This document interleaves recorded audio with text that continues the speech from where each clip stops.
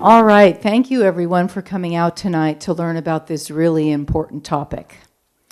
My name is Suzanne Pichetti Johnson. I'm the program manager for Avenues to Wellness, and we are a program of the Frank R. Howard Foundation, so a big thank you to the foundation for making this speaker series possible.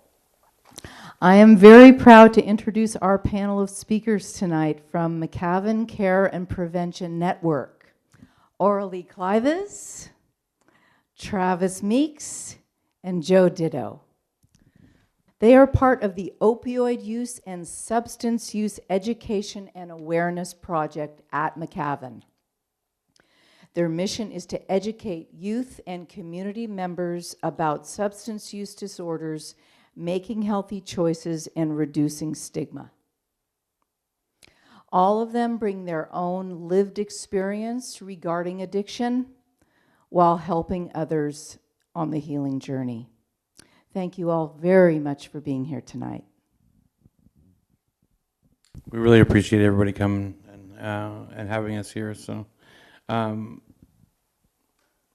yeah, I think this is a really big issue, and I think that Willits, I wish there was more of us here, but I think Willits is getting hit really hard, and I just wanted to say real quick that we are in Willits at the Daily Bread the first and third Thursdays of every month while they do the meal give out, so between 4:30 and 5:30. And so if anybody was to need anything, whether that be Narcan, testing supplies, clean syringes, to give us dirty syringes to be disposed of, we are here twice a month. And hopefully in the future we can expand that. So. All right, thank you again for those of you who are taking your free time to come and listen to us share about a big passion for us both personally and professionally. I also work at the Willits Charter School, a majority of my work, and I am kind of a sidekick for this project. I am compelled to keep on working with this team due to my mother being somebody who really could benefit from these type of services. These folks are really doing dual diagnosis services, and my experience, both personally and professionally, is that many people who struggle with mental health issues also struggle with substance abuse, and there are not a lot of comprehensive services that are providing what they call dual diagnosis services. So I really am honored to be a part of a team that is providing such services in Mendocino County, where we really have a pervasive issue in that way. So we're gonna go ahead and launch, and we've got a lot of content, and we're glad to have you slow us down, remind us to put the mic closer, remind me to talk slower because I can get going. And I know most of the audience members who know this about me, so we will... Can I ask you to go back for a split second and say 20 more words about dual diagnosis? How do I know when I see somebody that they're possibly dual diagnosed? How do I move with that information in a useful way to that person? So the question was, how do we identify people who struggle with dual diagnosis? Us here, many of the people in the audience, we're not here to be able to necessarily put our finger, although I'm very tempted, I have to say, to diagnose people. I have to stop myself, but often people are, the way that I see it, and I would love for my coworkers to jump in on this, is that people struggle with mental health challenges and they don't want to share because there's a lot of stigma about most mental health issues. And so people end up leaning into using substances to self-medicate, take care of my own challenges of my mental health on my own terms, so that I don't have to deal with the shame. And then I have to be honest, watching the journey of my mom slowly descend for the last 30 years, many of the services that are provided aren't very effective in providing support to people who are struggling with both of those. In fact, many substance abuse services actually have it that if you really struggle with mental health services, we can't provide services, and vice versa. So I say on a national level, we have a crisis on our hands around not being able to provide super effective services. So I could go a lot of different directions with the question that was posed, but I think I'll stop there and hand the mic over here and see if these guys have other things. So dual diagnosis just means that you're under the influence of narcotics or you're addicted to narcotics and also have a underlying mental health disorder. Would you name some of the mental health disorders? Schizophrenia probably being the number one thing that we deal with at our agency. But the problem with that is there's no way to look at somebody and say that person's schizophrenic. It's about conversation, it's about meeting people, it's about getting to know them over time. And another problem with dual diagnosis is that people who use methamphetamine often will develop symptoms that are very similar to schizophrenia. So, but I mean, co-occurring in dual diagnosis is like depression and using narcotics. So it's not necessarily about like being able to say, oh, I can tell that person's dual diagnosis and here's what I can do to help them. It's just about having a conversation with somebody, seeing what their most immediate needs are, and often it is mental health services. And like Orly was saying, unfortunately, we have this huge stigma on both sides where if you're under the influence of narcotics, you don't qualify for medical care in a lot of circumstances, especially mental health care. And if you're suffering from severe mental health disorders such as schizophrenia, you're not going to be eligible to go into a long-term treatment program. Nor will you be able to make your appointments or any of the other things that are required of you when you're in a program like that. So we have a long way to go. But to answer your question as simply as I can, there is no way to see that and say this is the person. It's just very common, I think, that you will have, where you have drug addiction, you will have mental health disorder. Where you have mental health disorder, you will have drug addiction. Like Orly was saying, it's just about treating your own disease. So, you have anything to add? So yeah, on that note, trying to break down the walls of stigma, according to my doctor, I meet the very definition of dual diagnosed, having a mental health disorder as well as a issue or history of substance use. And, for some, it could be a very specific mental health diagnosis out of the DSM, or it could be someone living with lots of trauma, PTSD, and self-medicating just so they don't feel that. I always try to share with my staff that, if you're not able to go sit down in the gutter with someone and just listen, not speak, but listen, because that's where you learn. That's where you get most of your information when you're trying to help someone. It's not always easy to identify. Like Travis said, sometimes it could be meth psychosis. And, for some of us that have been through that, we can identify it. But, how do you tell somebody that they're just in meth psychosis? So we try not to. We try to collaborate with our community partners to get individuals checked out and screened. And the one thing about our services is that we are low barrier to no barrier as far as helping individuals with treatment. What does that mean, low barrier? So you don't necessarily have to have county Medi-Cal or state Medi-Cal. We can make it work out. So don't have to be in the system. And you can also be dual diagnosis, like obviously dual diagnosis, talking to invisible friends and having drugs fall out of your pocket, and still come to our office and we're still going to give you services. A lot of us who deal with addiction, we come to addiction because of our underlying mental health disorders. And so we're all lucky because we're here talking about it. We have a lot of people who never get to have those conversations. And so, I think dual diagnosis is a symptom of a bigger problem, and that's something we can definitely get into. Thank you for being so willing to share that. Yeah, thank you for that. And I think the thing, to me, the most important thing that I think that I see consistently with the MCAVHN staff is that they know how to show up with people in a way that is not shameful and not judgmental. And I would say from my 17 years of working with, in my professional realm, with youth predominantly, and my whole life with family and friends, that shame, I would say, is the driving mechanism that pushes stigma, that pushes people to want to self-medicate. And unfortunately, our culture is very punitive and punishment-based rather than education and empowerment based. Let's think about resources. Let's think about what else we can do to help wrap somebody around, because one of the most consistent themes in the work that I've done with young people is that they're using these substances to make up for a lack of connection, community, feeling of purpose, and that unfortunately it's a short-term fix, but it's a fix. It works for them, at least in the short term.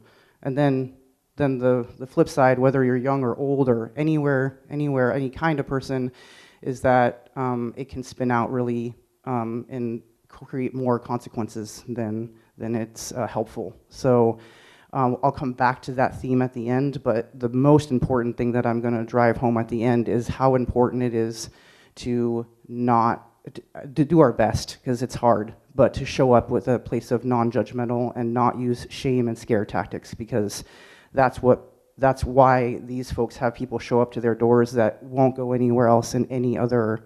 These guys have really perfected the art of open arms and open doors, and it doesn't matter. They're not just blowing smoke. They really mean it when they say anybody can show up in any kind of state of mind and be cared for. And that, I feel like, is true, starting from being in a family and professional capacities as well. So people who are interested in helping, so if you see somebody who's having a mental health crisis, you don't need to approach them because you don't know, for your own safety. But instead of calling the police, which I think a lot of us are quick to do, if someone's not posing a direct risk to themselves or others, an alternative to calling the police can be to call Redwood Community Services Crisis Department, because they have workers that will respond everywhere in the county. And they're not related to us. We're not part of the same organization, but I do believe in the crisis department, and they do a lot of good work, and their people will show up for someone who's in crisis. So those numbers are available. I can give them to anybody who wants to talk after. It's a great resource to have, and they'll talk you through the whole process as well. So. This is being recorded. We're going to provide the slide deck. I'm glad to send this slide deck to anybody for further information. I am a resource networking queen. That's one of my jams, and I really know a lot about what is available in this area. If you're interested, we'll be here afterwards to give you specifics, and glad to share my contact information for anybody who would like more support in that way. So I would say most of the members in the audience were around when the Just Say No movement was created, and I'm just going to skip right to the part where we know that that didn't work very well, and that harm reduction was essentially built out of that notion, which was that if we provide people the real information, we talk about the good stuff, the not good stuff, then people are going to be more willing to come forth with the real issues that they are struggling with, such as mental health issues that are not being addressed. So I've been privileged to be able to go around with these folks. We've gone to 14 different schools this semester, and we've been providing this essentially a presentation for our kids with a little bit of a different twist. We're throwing data at you, which we don't do with kids because that doesn't do anything for them. But a lot of the content will be consistent with what we're sharing with them. We're providing presentations to school staff members. We're going around to community-based organizations, and we're essentially on the road. If you know of anybody else, such as Rotary was mentioned, that would like this presentation, we're glad to come to you all and bring our swag, which will be some things that are discussed there. We have some goodies for you all to know what they are providing. This is just a little taste of what they're really providing, and I'm going to let the experts talk about that. So we've already named some things, but just out of kind of setting the stage for this, why might some people be likely to use substances? What are peer pressure? Peer pressure. What else from the audience? Anybody willing to? What makes somebody maybe vulnerable to depression? So the mental health issues we've been discussing. Any other thoughts about what makes somebody maybe more vulnerable? A traumatic Trauma. They want comfort and aren't getting it at home. Comfort and soothing and not getting it at home. self-soothing that they're not getting at home or from other caregivers. And it's okay to use it. That's the thing I want to bring to the table. It's okay to use it. It's okay. Yeah, and especially our region here, we really have a pro-drug culture, and so that permissiveness, that availability is a big piece. Absolutely. Okay, so you guys, I know you guys are pretty much aware of all these. So you've essentially named these poverty, academic problems. I'd like to I work in schools for the most part. I would say more than academic problems is kids who don't fit inside of standard systems very well, who have intelligences that aren't evaluated and honored. I work with some of the most troubled kids I work with are kids who we need to be putting into trade schools where they're using their hands and they are blowing out because the school system is not necessarily nurturing their specific skill sets. So generally kids who aren't really fitting inside of those systems very well. On the protective factors side is caregiver and involved community members caring, so I'm so honored that you all are here. Healthy coping skills, I really have leaned into the word replacement behaviors, because we kind of quit drugs and alcohol, but we really choose something else. And so we get that impulse to want to self-soothe, and then what else can I choose rather than smoking or those kinds of things? I ended up choosing gambling also. So, Along with my other addictions. So that was not so we can find replacement behaviors that have their own downfall, but when I first was on my healing journey, I went from using all powdered drugs to just smoking marijuana. So it was a replacement behavior, and hopefully, as these guys will talk about, the journey of we try and be non-shaming and move our replacement behaviors into healthier and healthier directions. And positive norms is kind of what this woman was speaking to around our culture in general around here has a very pro-use kind of norm, and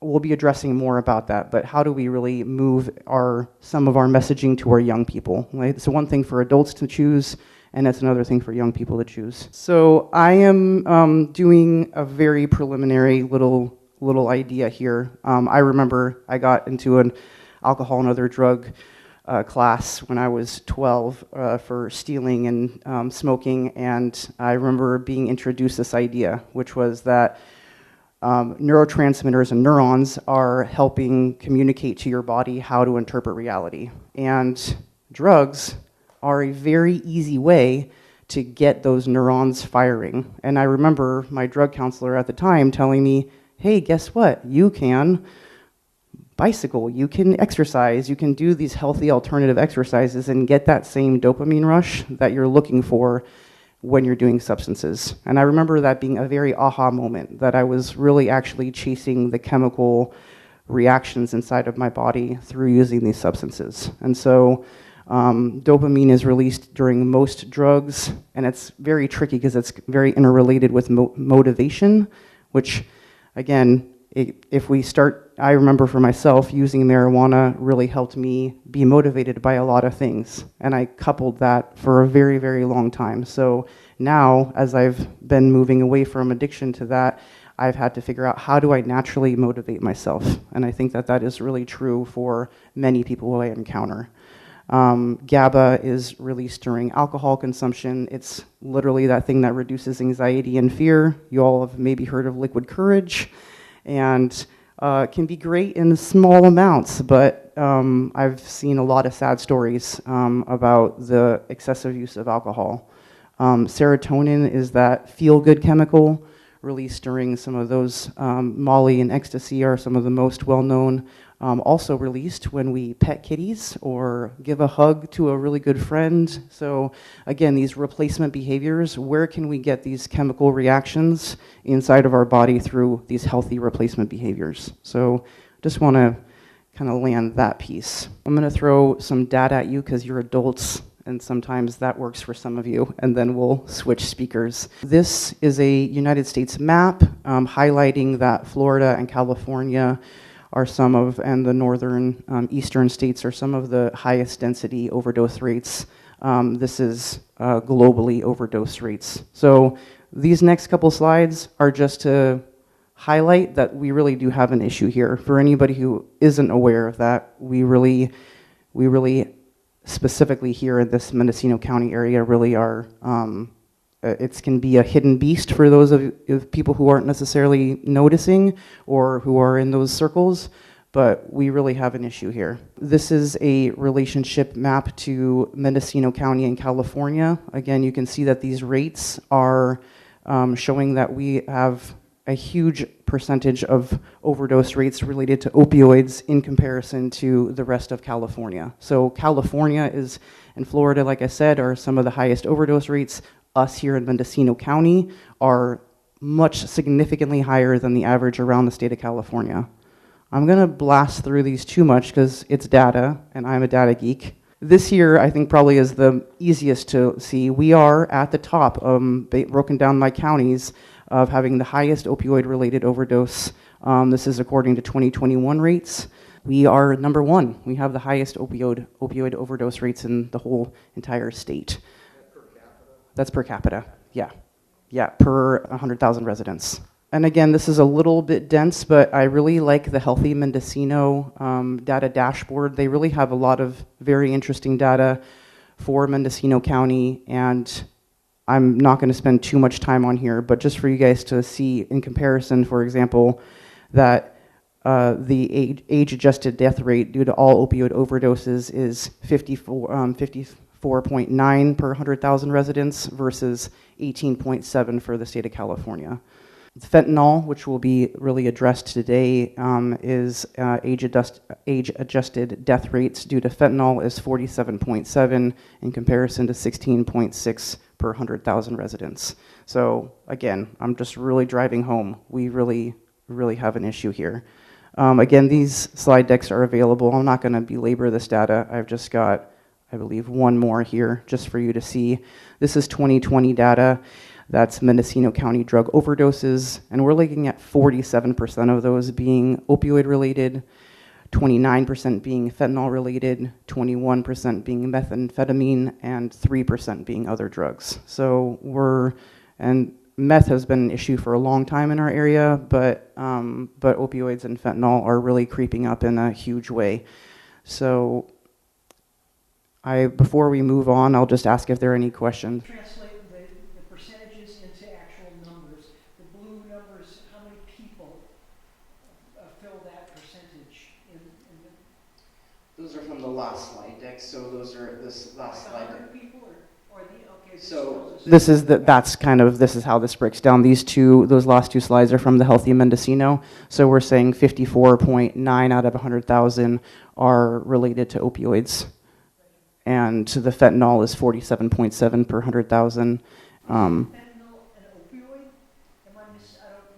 It is, but it's an extra special. It's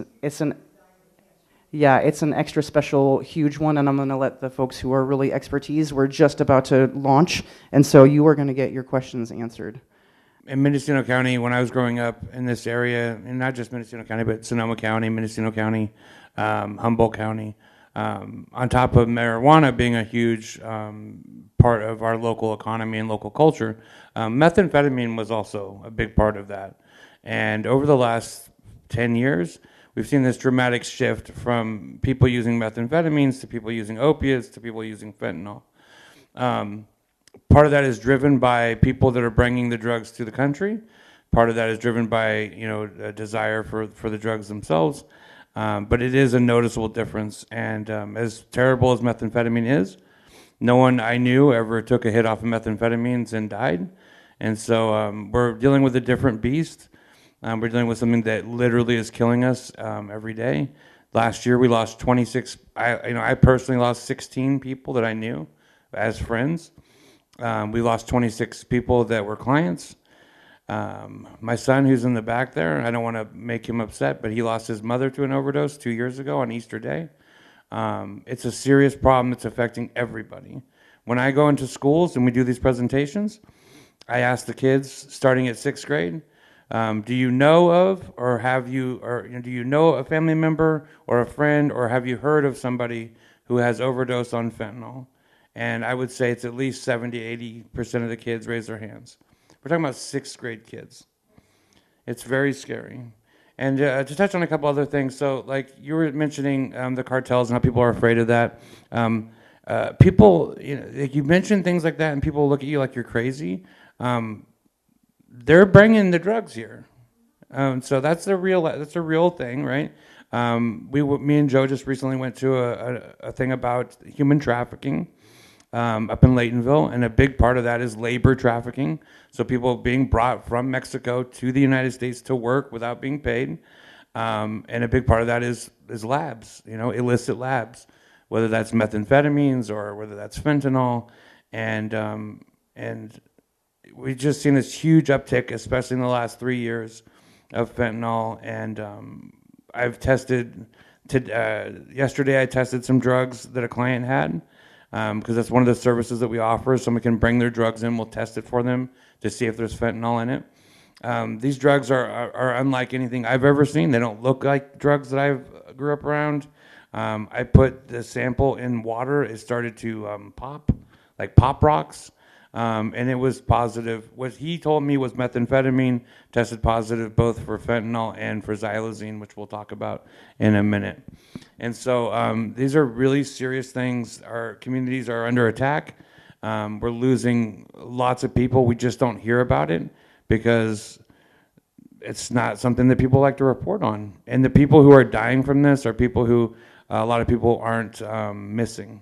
People who have no family, people who have very little support networks, and people who have nowhere to go and who are unhoused. So it makes it a problem that kind of is a silent problem until it starts to affect families. And where we're at right now is it's starting to affect families. So that's why we're here. That's why the community is involved. That's why people are concerned, is because it's starting to affect our grandma or our aunt or our cousin or our friend. So this isn't just like your normal call to action. Hey, we have a drug problem. Let's change things around. This is people are dying every single day, and people are doing this drug knowing that there's a very good chance that they could die, and it's that strong. So I'm gonna stand up if it doesn't bother anybody. I don't want to mess up everything, but so we have the different kinds of drugs that people typically use and abuse. So stimulants, cannabinoids, which is any kind of marijuana product, whether that's concentrated cannabis or the cartridges that the kids are using now. I say the kids, that people are using now, or just regular marijuana. We have opioids. So we have opiates and opioids. Opiate is derived from poppies. Opioids are derived from a laboratory. Depressants, things like Xanax, and psychedelics like mushrooms and LSD. So most of these, what is it? 1, 2, 3. All of these essentially at some level are used in a clinical setting. So like even psychedelics now are being used for healthcare, mental health care. Things like psilocybin mushrooms or things like ketamine are used in a clinical setting. And so all these things have a place and have a way they can be beneficial to people. It's just that the drugs on the streets aren't from a doctor. They're not proportioned in a way that are beneficial to you, and you're not under the direct supervision of a doctor. And so that's where we're at right now. So fentanyl is a type of opioid. It's actually the strongest type of opioid that is produced. So it's not its own class of drug. It's just such a strong drug that we have a lot of conversation about it. Some of these drugs we could refer to as club drugs.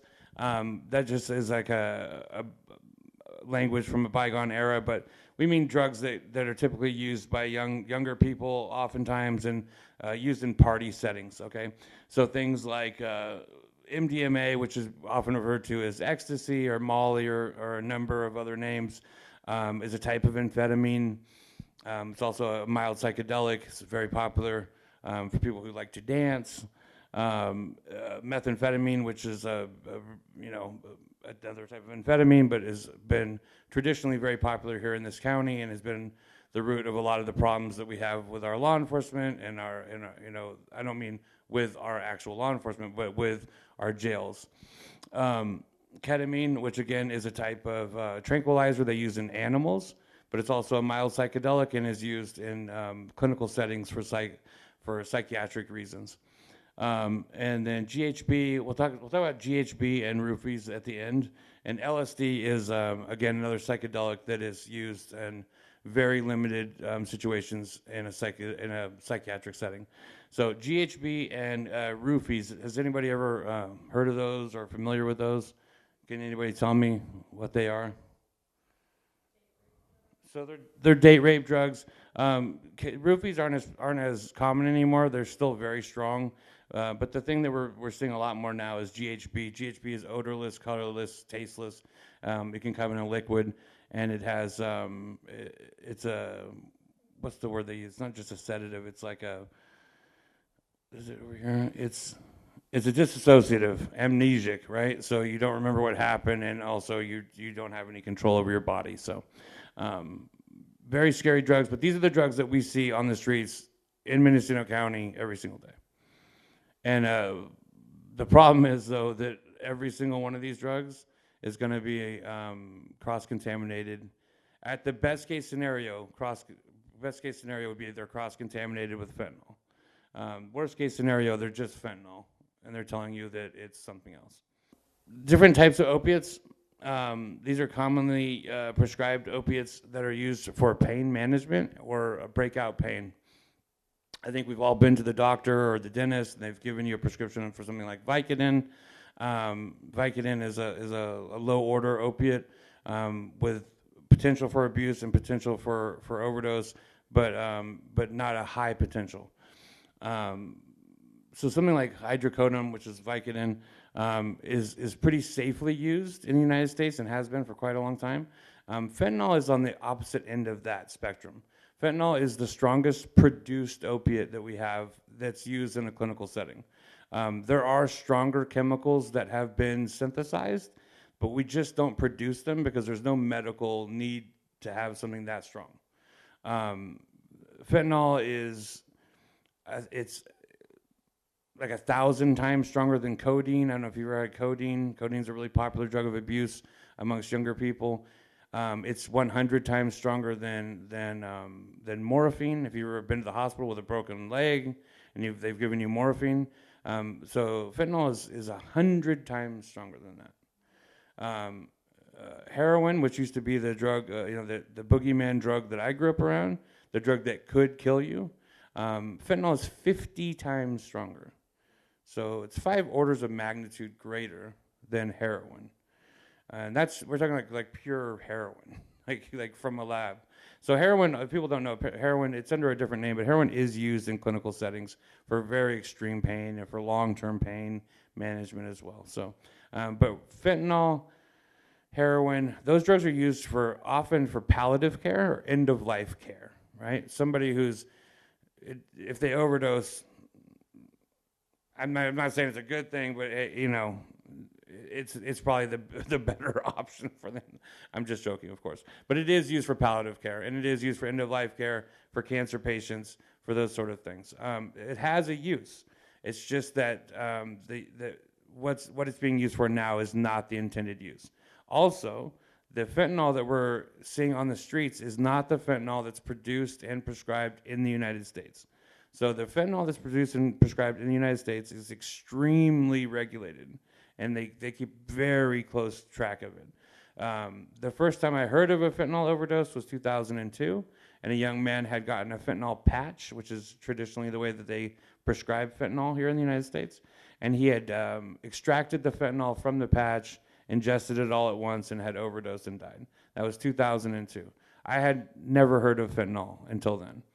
I would never have guessed that 22 years later I'd be sitting here talking about it, because it felt like something that would be hard to abuse. Turns out it's not, and the majority of the fentanyl that we're seeing now is not produced here, and is produced in places like Southeast Asia, Thailand, China, even places like that you probably wouldn't expect, like Korea.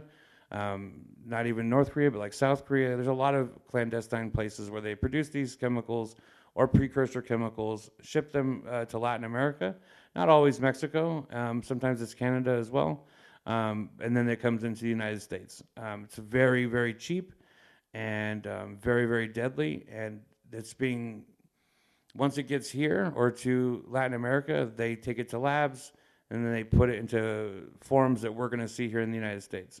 The last 2 times that I've tested methamphetamines, like I was saying earlier, I could look at, I'm a former addict, and so I did methamphetamines for 15 years. I can look at this drug and I can see that it's different, okay? It looks different. It looks not real. It looks fake. And so for me, it's getting easy to spot it by eye, but if there's just a normal guy on the street who's looking for a bag of methamphetamines, he would not know the difference. And the danger in that is taking 1 hit of fentanyl can kill you.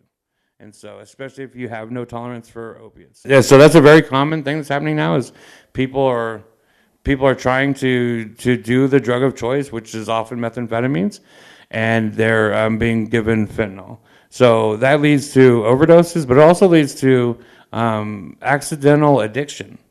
So somebody who already has an issue with methamphetamines, now all of a sudden they're feeling like they have the flu, they feel sick, they have no idea why. They go to the hospital, they tell them what's been going on, and they're like, well, you're addicted to opiates probably. So it adds this whole other layer onto somebody who's probably not ready to handle that, right? We're talking about people who are dual diagnosis, people who are already struggling. If you're addicted to methamphetamines, things probably aren't going great for you already. So then you add on to this with an additional addiction to an opiate, especially one as deadly as fentanyl. I have a question. You mentioned that's what you see on the streets here. Do you report it to somebody? How is the law enforcement involved in this? So law enforcement. Who goes and book the dealer? I'm just asking. So law enforcement's acutely aware of the problem, and the problem is that the dealers that they're being caught aren't the guys who are bringing the drugs to the United States. So we can arrest all those guys, and there's going to be 100 other guys who would gladly take their place because, another part of this equation isn't just the users. It's the fact that Mendocino County has no opportunity for our young people. We don't have anything for them to do. We don't have any kind of jobs available for them, no education. So yeah, a lot of us grew up thinking we were going to grow pot for a living. And so, when that didn't pan out, it's like, okay, well, what's next? And so we're seeing a lot of that kind of stuff. There's a lot of blame to go around, but I think street level, local level is not where the blame lies. So things are going to take a while, I think, to kind of readjust to this new reality that we're in. I mean, this is very new. That's another thing we have to remember, is that we're talking about a few years, not a few decades. And especially when it comes to politics, these things just take time. This is just another example here of opioids, strongest to weakest. Fentanyl, like I was saying earlier, and buprenorphine, all the ones on the top are all opioids.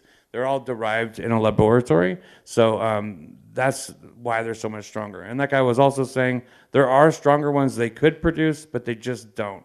What we're afraid of right now, and what we actually have seen some evidence of, is that in China they are producing them, the stronger ones, and shipping them to the United States. Opioid abuse can have some long-term and short-term effects. Some of them can be pretty nasty, but honestly, right now, the short-term effects of overdose are the things we're really concerned about. And we're just going to skip this too. One thing I will touch on real quick, fentanyl will not kill you if you touch it. It's a kind of a common myth that if you touch fentanyl, it can kill you. There was a video going around a while ago of a police officer who overdosed after he had touched some fentanyl. The longer story of that is that he had also inhaled fentanyl. So if you get fentanyl in your nose, your mouth, your eyes, any mucous membrane, you're definitely at risk of overdose. But if you touch it, you're going to be fine. Oh yeah, and then so fentanyl gets laced in weed. Myth or fact? It's a fact. We've actually seen it in our office. We've seen it in our lives. I thought it wasn't real when I first heard it, but it's real. We have seen it personally. So even if you're just smoking marijuana, if you're buying it on the streets especially, there is a definite chance that you could have or come across contaminated marijuana. An even bigger risk is the cartridges. If you're buying cartridges, hash cartridges off the streets, there's a very high likelihood that they are contaminated with fentanyl. So be very careful with those things, please. Thank you guys so much. I'm going to give this to Joe before we run out of time. Hello, everyone.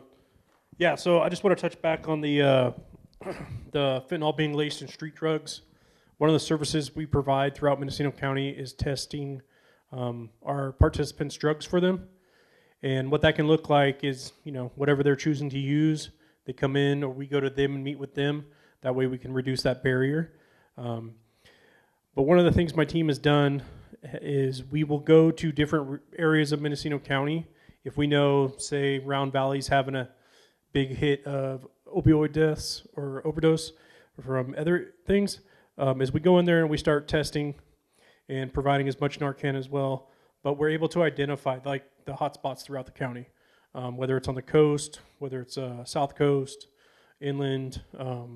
We cover as much ground as we can, and that way we're able to dispatch team members out to those areas to kind of flood, if you will, with clean, sterile supplies, Narcan, naloxone, which is injectable Narcan.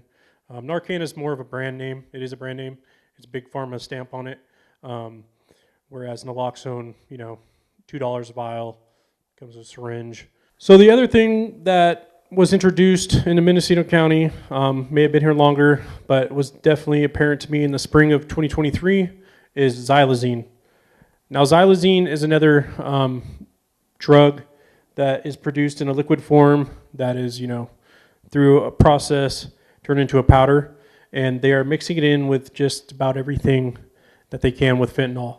The scary portion of the part about this is that Xylaxine is a heavy-duty tranquilizer meant for large game. It is not FDA approved, and it is not meant for human consumption. So it was that same time in spring of 2023, we heard of our first overdose in Mendocino County where the individual had Xylaxine in their system. Now, this individual knowingly went out and bought fentanyl, or so they thought. So when they overdosed on the fentanyl, their friends panicked, called EMS. EMS arrived. They started the reversal, but the individual started to come out, started to come back, but kept dropping. Heart rate, blood pressure, everything kept dropping. They weren't able to get him to the ER in time. They did their best to revive the individual, who just happened to be 16 years old. And upon autopsy, they discovered that he had a large amount of Xylaxine in his system as well as fentanyl. Yeah. Yeah, and Xylaxine is not an opiate. It's not an opiate. It's part of the tranquilizer family. So Narcan doesn't work on it. So that would be why somebody would still. Yeah. So harm reduction strategies. It's not about promoting drug use. It's about teaching safe strategies. Stopping the spread of communicable diseases, HIV, Hep C, developing drug knowledge, knowing your dose and dosage, always considering moderation, especially if you've never used. Set and setting plays a big portion of that. Always checking your substance and not mixing substance, which, going in and out of the schools, we find that, alcohol is at play with a lot of the other substances, whether it's marijuana or meth or coke. There's always that addition of alcohol. And biggest piece of harm reduction is knowing how to respond to an emergency situation. Is MCAVHN the only place you can go to have your drugs tested? Where else can you go to have your drugs tested? I believe we're the only ones willing to do it. No, I believe there's others out there. Does somebody have to make an appointment with you? All they have to do is call our exchange line or our main office line, or if they're lucky enough to have one of our direct staff lines, we're more than willing to come out to them. And you're open Monday to Friday? Monday through Friday, from 9 to 5. And you have your outreach places where you reconnect. Yes, we also have satellite locations that we've developed with community partners, one being in Long Valley. That's the first and third Thursday of every month. And then that piggybacks with the Daily Bread in Willits later in that day. We are in Boonville the third Friday of every month, along with Round Valley, Covelo. And, we disperse 2 teams out with all the testing supplies for substances, as well as HIV and Hep C, and then as our safe sterile supplies as well. We try to put as much information out as possible. We've been known to flood agencies to where they have to put stuff away because we're those social workers, we're the pirates. We come in, we disperse, and then we take off. Do you have any offices for testing in Sonoma County? No. So we are pretty well locked in with our funding through Mendocino County. We will serve participants from Lake County, Sonoma County, and Humboldt County. But as far as the majority of our services, they're within Mendocino County. There are services there. Yes. One of the points I like to stress is even when we're doing our harm reduction techniques and talking, not about, go ahead and use, but, how to use safely. The ultimate goal of harm reduction is abstinence. It's a journey to get there for some, though. It's not an overnight, I'm ready, because so many individuals have these learned behaviors that they have to unlearn.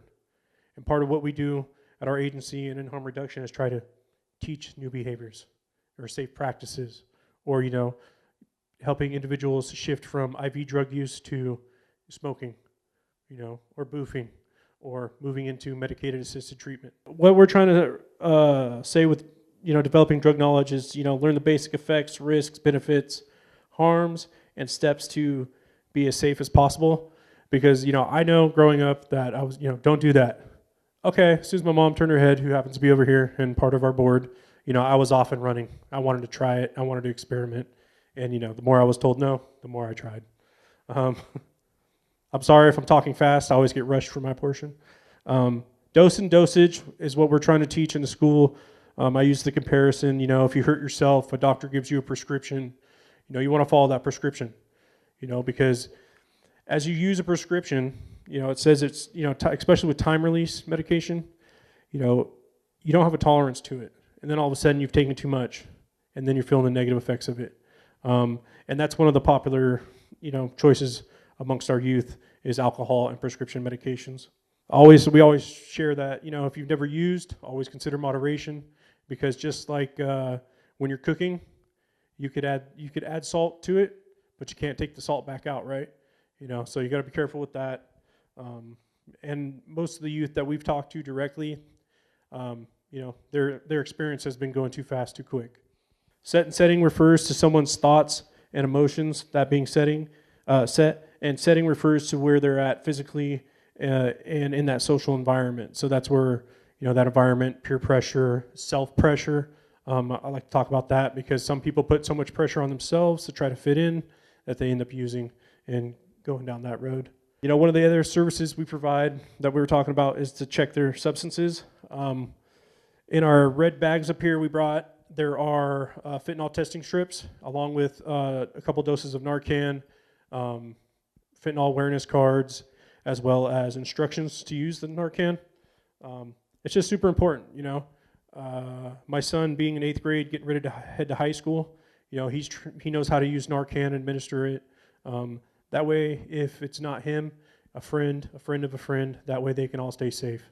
It's super important not to mix substances. This is one of the biggest things we try to drive home in the classroom,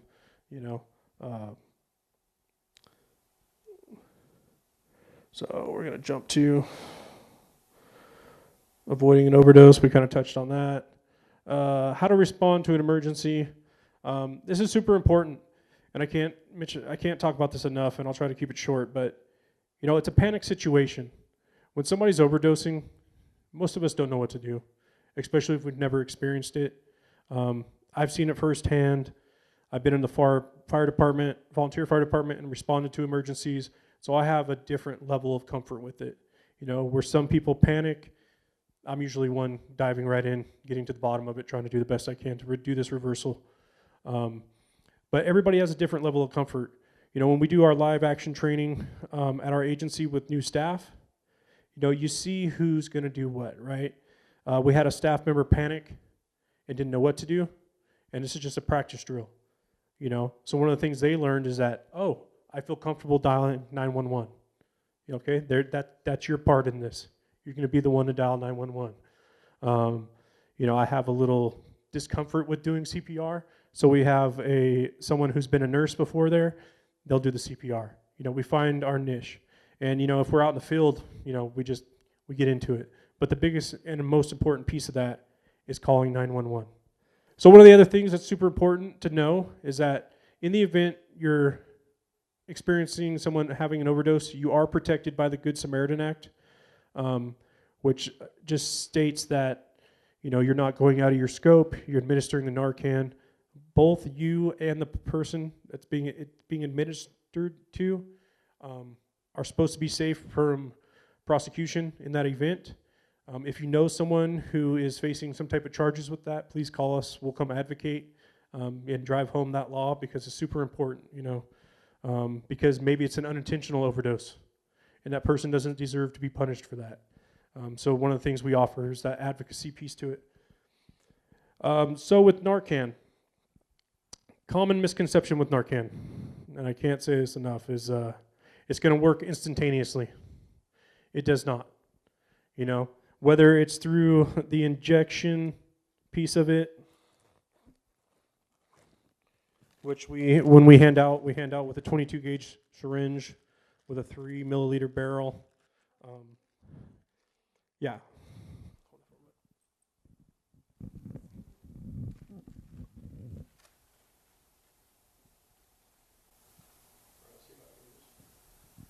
I'm gonna try this. I need another hand. So Narcan looks like this. It's a Narcan comes in a little Flonase type device. This one's been used. I use it for training, but it comes with a plunger on the bottom of it, and just sits like that. And what you're gonna do is you're gonna insert it into their nostril and press all the way down. And with a fresh one, you'll feel it click. Okay. Important to remember. This is not an instantaneous fix to an overdose. It takes time. You know, one of the things we do in the classroom is we have kids sit there for 3 to 5 minutes, which is what National Harm Reduction Coalition, FDA have all said is that window to wait. So in that time, though, as you're waiting for this to take action in the body, it's important to talk to the person. Science has proven with seizures, individuals experiencing seizures, that talking to them, talking them through it, gives them something to come back to, right? That cool, calm, collected voice, even in that crisis situation. If nothing's happening in 3 to 5 minutes, it's important to administer another dose. But in that time, that's plenty of time to call 911. That's plenty of time to reach out to somebody in the audience and say, hey, my friend's overdosing, can you help? This group out of Detroit, who I've grown to admire so much, you know, these guys are 6'3", 300 pounds. One of the things they do when they come across individuals in the streets, oh, here, I can take it back. When they come across individuals in the streets, is they pick them up. You know, they really risk their safety to help these individuals. Literally, they pick them up. That way, the body, blood starts to flow. You know, they get them moving. You know, one of the things that I always say is with your level of comfort, is you see fighters get knocked out in the ring. When their coaches come in, they instantly lift up their legs. They start moving their legs because it keeps blood flowing, you know. What the opiate does to the brain is it tells the receptors, you know, stop breathing, you know. And the signs of that overdose, and it varies person to person, is, you know, eyes have rolled in the back of their head, lips have turned blue, they're non-responsive, and that's to, you know, vocal or physical stimulation. You could start to hear what we refer to as a death growl. I've experienced that with a participant, and that's basically the last of their oxygen leaving their body, and it's a scary experience. So one of the things I do, and I only learned this from, they're not a youth anymore, but probably in his early 20s, they were trying to fake an overdose. It's kind of an attention grabbing is kind of how I took it. And in that, what I learned in the fire department is to give them, you know, make a closed fist, take your knuckles, and do a sternum rub. Because when those knuckles catch that sternum tip, oh, you know it. You can't fake that. So that's one of the things I do on all participants that I suspect of an overdose, is just that, you know, standard practice. But once you administer Narcan, it's a waiting game. It's not instantaneous. 3 to 5 minute wait. In that time, you've called 911, you've asked for help. And then when that time comes, you administer another dose. And if they're still not coming back, or they're coming back slowly, then you could take steps to start CPR. if it's necessary. Yes. Other than wasting Narcan, is there any danger in administering too many doses too fast? Yes. So recently we were part of a seminar where we learned that there is an effect from too much Narcan. That being that for individuals who are heavy substance users, it could throw them into severe withdrawal. So you might save their life, which, that's my goal, is to save that life. But what is going to happen is the negative effects afterwards. So that's why it's important to get them in that ambulance and get them to the hospital. In our experience at MCAVHN, we've had people come to us at our agency in Ukiah for a reversal. I have done a reversal on a dog that ate someone's fentanyl, was successful. I've been a part of 2 reversals on our porch because they were so scared to go to the hospital and face stigma or, be questioned that they came to us. Now, we always refer to the hospital. We'll even have an ambulance on the way, and if they choose to get up and leave, that's their right. We've administered Narcan. Person came straight up in the air about 6 feet and took off like Roadrunner. I want to know he's safe, but I also don't want to risk my safety by following them. Obviously, he's moving. He's not overdosing. I've had it asked about pregnant women. One of the things I want to say, if you're experiencing a pregnant woman overdosing, what's worse? Dying or administering Narcan? Only 1% of the human population has proven to be allergic or had a reaction to Narcan. That's minute considering 800 million or billion or trillion, I don't know what it is now. I don't keep up on that number, but there's a lot of people in the world. So that's a pretty small number. There's, I'm gonna take that risk. One of the things I do is I don't necessarily believe in the nasal. It's an easy way. It truly is the easiest way. I go for the injectable because what I have learned, and data will back this up, is that you have a shorter window after administering nasal Narcan, up to 90 minutes, versus with injectable, the same amount, injectable will last up to 8 hours. So for individuals in our rural parts of Mendocino County, even in Ukiah, even in Willits, I'm going to go for my injectable. It's a muscular injection, and it's super scary. This is a big syringe. Let me pop the cap and not stick myself. So this is a 22 gauge syringe. It's a pretty big syringe. The reason why we put that on is so that it goes through the pants, it goes through a shirt. We've tested it through Carhartt jackets, Levi jeans, and you're not, one of the things we say in the schools, it's not Pulp Fiction. You're not driving this into their heart. This is a muscular shot. You're going into the shoulder, the thigh, the butt. I've heard of it being administered in the forearm. You're not looking for a vein. You're getting it into the muscle. Let me cap this because I've stuck myself too many times with that one. Yeah. And so just to address the question about giving too much Narcan.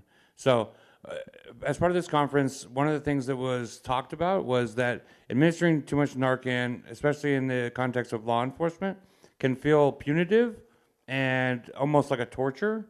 Because what happens is when you give people Narcan, it blocks opiates in their brain. That's all it does. But if you give them a lot of it, it blocks all of the receptors. And it can last for up to 90 minutes. Now, when the person regains consciousness, they're very sick immediately because they're sick from their opiate withdrawal. So what I've heard personally from a lot of like EMTs and people who do life flight is we don't want to wake them up. We want to give them enough Narcan so that they start breathing again. And so that's kind of, I think, where we're going as an industry as far as harm reduction is trying to just reduce the amount we give to people just to get them breathing again so that we're not causing undue harm to them. I don't know if that answers your question or not. A lot of times if they wake up, they think they're all right and they take off. Yeah. Or they wake up and they're super upset and they become violent because you just run their high. I've experienced all elements of this. The guy jumping up and running off, the guy who couldn't get up, the accidental overdose, where all life-saving techniques didn't work, the dog. That one was mind-blowing. I'm glad the dog's still alive. I see it every once in a while. But yeah, it's in super, I can't stress enough how much of a crisis situation this is for the individual overdosing as well as the person, administering the Narcan and life-saving efforts. It's a temporary fix. You Yeah. do have to go. Absolutely. And to kind of piggyback to what you were saying, some of us have underlying health issues. I know if I went out today and used the same way I used only 5 years ago, I just celebrated 5 years, there's a good chance I'm not going to come back because I know how hard I went then. And if I tried to go back to that now, my tolerance level isn't that high, and that's super scary. We just recently lost a coworker that had a few years clean, and times were getting hard for them, and they went to the comfort they knew, and they didn't make it out, and that bothers me because as their supervisor, I feel like I should have seen the signs, but you don't always know. We don't know what others are fighting inside themselves. That's why I always stress that point with my staff. You got to be able to sit down and listen, not give advice, to listen to them. Because a lot of times when you just listen, they'll tell you what they need. And us as the type of social workers we are, I'm there to help them build that self-efficacy so they can make that choice for themselves. Yes, I've been successful since I got into recovery, but that's not something I want to project at someone, because that puts up a wall that maybe they can't get over for themselves. When you go to school, Mm-hmm. do you take samples and show the kids how things look like? I wish we could. We can't. No. We're not even allowed to hand out Narcan on campuses. Condoms, we're limited on what we could do. So right now we're in the process of kind of helping to create an ambassador program for maybe like after school specific students that have this drive and belief to be able to hand out Narcan, Maybe to the high school in Willits? Absolutely. Okay, so Yeah. instead of maybe allowed you to go in and speak Mhm. about it, because Absolutely. you're like talking to a brick wall sometimes. So yeah, and I just want to kind of touch on that too, because one of the greatest feelings I've had this year alone doing this OUSU, opioid use, substance use disorder prevention work, is maybe I've seen over 200 kids in these schools. I've had 5 come to my office to get Narcan. And I'll hesitate to give them a 22 gauge syringe, but I'll hand them Narcan all day long. Because if it means that one kid can keep however many other kids safe, I was in, this is a real story, I was in Safeway, and these kids were coming up, and it was like one of those situations where I thought I was going to get jumped. And I'm like getting ready with my gallon of milk, and they're like, "Hey, you're the Narcan guy." And I was like, "You know what? Absolutely." That kid just recently came by yesterday and picked up Narcan. We gave him enough for him, or for him and his friends, so that they can be safe. With every kit we hand out, there's instructions to everything we do with it, whether it's from testing, wound care. We hand out wound care kits with brochures. There's instructions with all of it.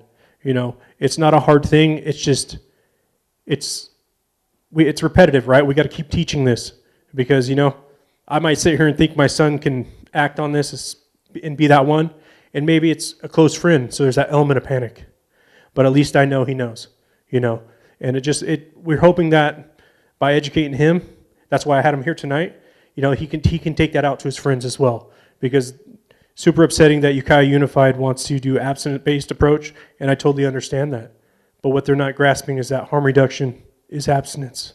We're the baby steps. We are available even for 4 families. We've been told by my boss we can go to somebody's house and do a training, provide. The park, it's a huge event. Yeah, A lot of people will be coming from Willits. Yes, we do events. We will go to presentations at anywhere, and we even will do home little Narcan Tupperware parties is what we've jokingly called it. Narcan doesn't work for Xylaxine.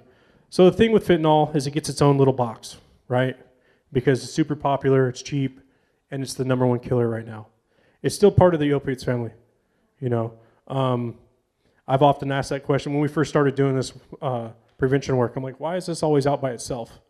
You know, it's like when you think of stimulants, you know, methamphetamines, cocaine, you know, and there's several derivatives of amphetamines that a lot of people don't know about, you know, but that's the pharmaceutical grade stuff. You know, what's more well known is the methamphetamines. And what we've experienced is that with opiates and opioids that are out there, fentanyl is the number one, so that gets its own little box. But no, Narcan does work, and it has saved lives. So I want to recognize that we're well past our deadline. You all asked some very compelling questions. I just want to recap the focus that we had this evening around youth specifically. That is the work I've been doing for the last 17 years. And one point I think that is important, but most people are aware that the brain isn't fully developed till the age of 25.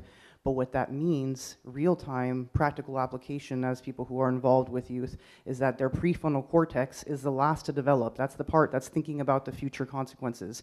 So in a lot of ways, youth involved, adults that are involved with youth, including parents, you're acting as their prefrontal cortex. You have to help them think about those future consequences in a non-shameful way, because if you know, like that just say no thing doesn't really work. And I know as a counselor, it's much easier for me to say, your choices don't impact me, so I get to just be incredibly neutral and empower you to make the healthiest choices possible. So I understand as a family member, as a parent, it's much more difficult to not want to take that punitive lens, but I'm going to recap what I started at the beginning, which is that if we can talk to our young people, and really anybody, that is really from all the way short to all the way, all ages, that we can be an approach of being non-judgmental, non-shameful, that we're going to have, and listening, that's really what the staff here get trained on, and that's really the thing that I think is the most important, and being able to have very meaningful and real conversations. I am told shocking stories. I could sit here and tell you 1,000 stories about the things that young people are doing behind closed doors and out in the woods.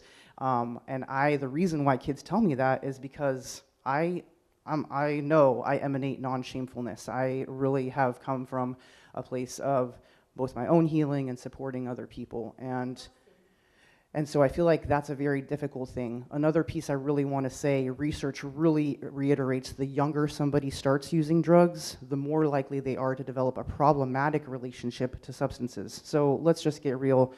We could probably all admit that there's something we're addicted to in here. So some of us have chosen more socially acceptable addictions, but if we can really get to a place where we're just really not punishing them, then we can hopefully redirect the problematic elements. One of my favorite questions to ask young people, like, well, I'm not addicted to vaping. I'm like, okay, that's fair, potentially. What would it look like if you did become addicted to substances? What would it look like if you started to become addicted? And they're like, that is a really great way, because it's not me telling them and lecturing them about how it's going to look when you're addicted. I'm saying, I'm going to hold you accountable. I am asking you right now, what is it going to look like if you develop a problematic relationship to this? And then, if that shows up later on in the future, I'm going to say, remember when you said that if you did this, you would be addicted? I'm starting to see that. I'm wondering if that's one of these moments right now.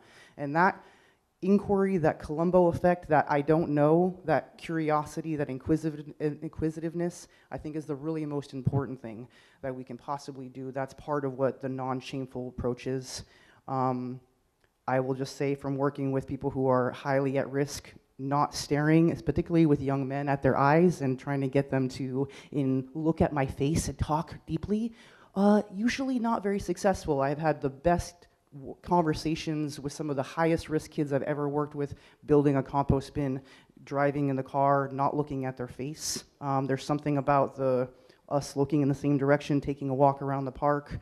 And although I understand the desire to want to punish, I would love to encourage anybody who is involved with youth to consider making a written or verbal agreement that you will pick them up at any time, including 2 a.m., no questions asked if their person is under the influence, and say, we're not going to talk about it tonight, but maybe we'll talk about it later. I'm not going to ask you any questions right now. I will never bat an eye if you are going to get into a car with somebody under the influence, because that is some of the scariest stuff I've seen. There's so much information online. There's Pill Finder, there's videos, there's things. Become educated about the things that are out there. It's so much scarier than when we were kids. So, and we have more information, and we'd love to come by. We have goodies up here for you. And the very last thing is just letting Joe recap the services. I get really fired up when I have an audience, and because I really feel passionate about this work. You know, I was that person out there, being a derelict, being a diehard dope fiend in my mind. Every method of ingestion you can think of, putting it in my body, and I'm lucky to be here today. You know, so I find this work very passionate. You know, it drives me every day. So MCAVHN, as one of our bracelets here, we say we are more than just a syringe exchange, because as an agency, we've been stigmatized ourselves for some of the work we do. So the services we provide there, obviously clean, safe, sterile supplies, as well as, you know, access to injection alternatives such as glassware or pipes, because we find that, you know, handing those out has reduced the spread of disease in the sense that syringes are on the ground. You know, it's just another harm reduction technique. Overdose prevention and education, Narcan and naloxone distribution throughout Mendocino County, counseling and support for the basic needs of people who use substances or drugs. There's Travis has experience in this area. I graduate in May along with another associate at MCAVHN who's already almost completed their SUD internship. So, you know, we have full spectrum staff with lived experience, with education, AAs, BAs, MAs, you know, we cover it all. If there's an A in it, we probably have it. Linkage to specialty care, this is one thing a lot of individuals don't understand about MCAVHN is, you know, because we've been stigmatized and under the thumb for so long, one of our techniques has been to build relationships with community partners. You know, maybe it's not their ED, maybe it's not their receptionist, but I guarantee you, whatever agency it is in this county, we have someone in there that we can talk to help our participants get the help they need. The other piece of it is the outreach we do, which kind of encompasses all this to all those different areas of Mendocino County. I do apologize, I forgot the flyer. I remembered everything else but the flyer, but I can definitely get that information out to you. And then we have HIV and HCV, Hep C testing. We don't do treatment for HIV anymore, but we do the initial testing, and then we refer out for that. But we do Hep C testing in-house with a Dr. Ace Barish. Some of you might know from the community. He's, you know, been the head up here in Willits Hospital. I always refer to him as a rebel. You know, a lot of doctors are scared of harm reduction. Ace is not, and he's proven that time and time again. So we provide that testing, that treatment. Within that clinic setting, we have medicated assisted treatment for helping individuals get off, you know, fentanyl onto a more stable substance that still allows the body to have an intake of opiate, such as buprenorphine, which is an injection in the belly, or Suboxone, which is an oral tab that you take. And that's one of the things. We work closely with Adventist Health to make all this happen, you know. And I give you my word, we can go anywhere in Mendocino County. And, you know, if my team's able to get there, I'll get them there. So, yeah. Mendocino.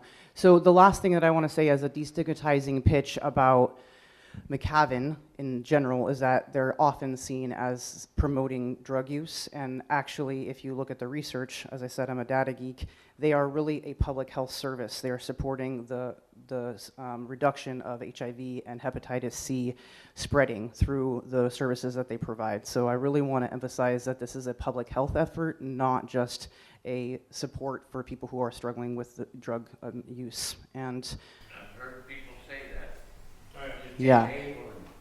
Yeah, and really, the research is astounding. Whenever a community actually has this kind of service, the reduction of rates goes drastically down, and where there's not that service, the virus rates are ginormous. So please let us understand what we're doing here. Currently, the state of California is in a lawsuit with, I believe, El Dorado County for not providing harm reduction services. That's pretty serious when the state goes after a county, you know. So despite the hurdles and barriers we've had to overcome as an agency, we're not going anywhere. We're here, and I make a point of driving home the fact that my team will go just about anywhere in this county. I mean, we've been down dark roads to deliver such medications for Hep C treatment. You know, in the early days of Hep C treatment, it was interferon. It was an injection, and there was a lot of side effects from that.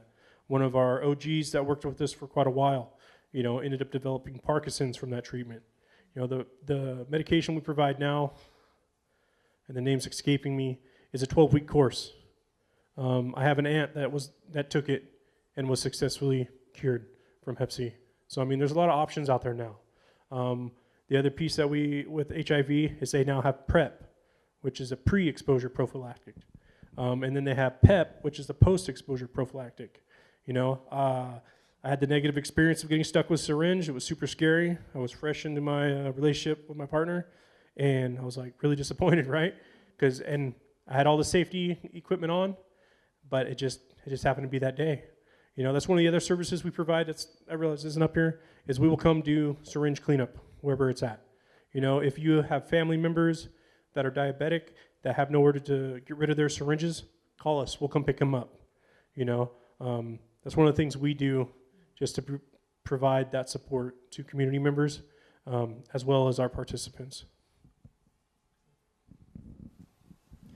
I'm honored to work alongside these people and everybody else at MCAVHN, so please access these services, please spread the word, please educate yourself. If you have somewhere else that you would like us to come or you need any support around any of these pieces, this is a solid team that I can vouch for. So I thank you again for your attention and time, and wishing you all a beautiful evening.